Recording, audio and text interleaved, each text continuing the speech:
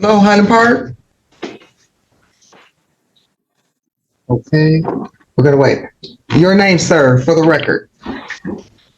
I'm up your Roman Susticate Trust legal fiction corporate entity defendant. That's what you want to know. I am one of the Okay, well, this, sovereign people. yes. Okay, all right, so this is for Eric Joseph Martin.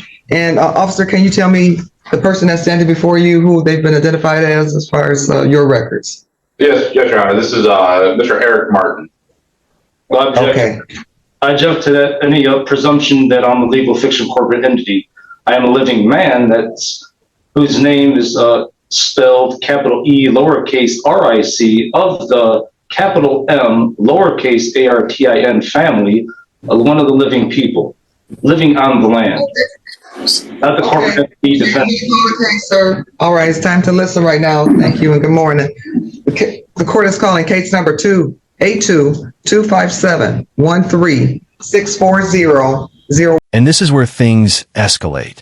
The judge has imposed a no-contact order and barred him from returning to the residence, which is extremely common in domestic violence cases. Courts do this to prevent further conflict while the case is pending.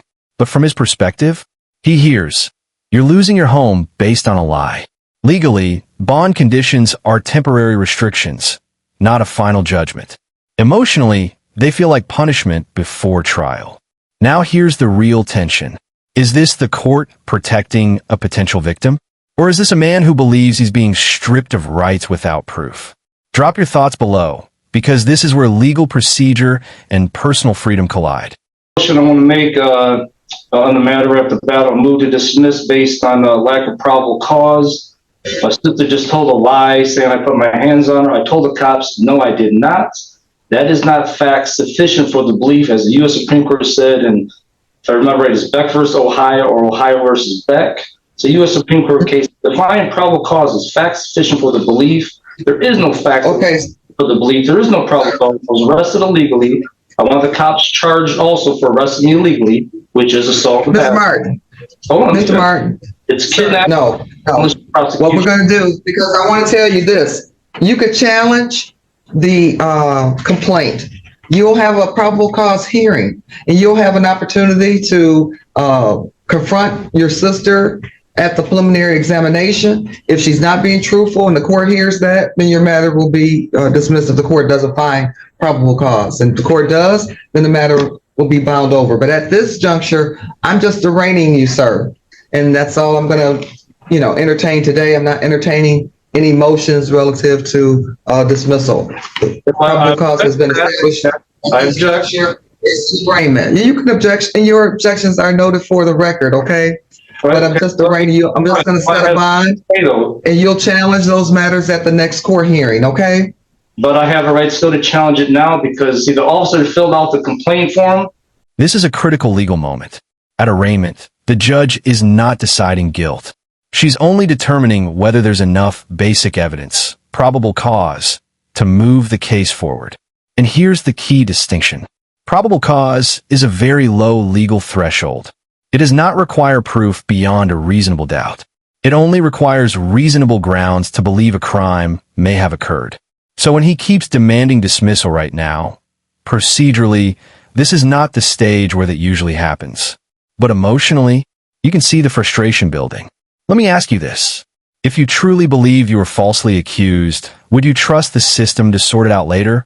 Or would you react exactly like this? Lying self, and she was on video caught lying. This is why the judge. So she really has no credibility. Listen to the court right now. You'll have a chance to take care of those matters later. You'll address all those issues. The court is not trying to be rude. I'm going to arraign you. So I'm going to tell you what you're charged with. It indicates in the complaint that on 6/12/2025 at 9074 Clippard in the city of Taylor, indicates in count 1 that there was an assault or an assault and battery upon Lisa K. Martin. Sir, that is a misdemeanor that carries 93 days and or you could be fined $500. You also have in count 2 a charge of domestic violence. That is also a 93-day misdemeanor. It indicates that you did make an assault or an assault and battery upon Lisa K. Martin. Again, these are just allegations. They're charges which you have an opportunity to challenge. This is an arraignment. I am going to enter a not guilty plea on your behalf. And officer, do you have any information relative to Mr. Martin's background? Ma'am, they previously had a lot of domestics with each other. He does not have any ongoing cases at this time, though. Okay, so Mr. Martin, I understand that you were living at that location, but the court's not going to permit you to return there. You're going to have to find another place to go while these charges are pending. That's the house I live in. I don't lose my due process right. It violates my due process. I can't live there because she makes up a lying allegation. I do not lose that right. That's my right. You have a pretrial that's scheduled for June the 23rd.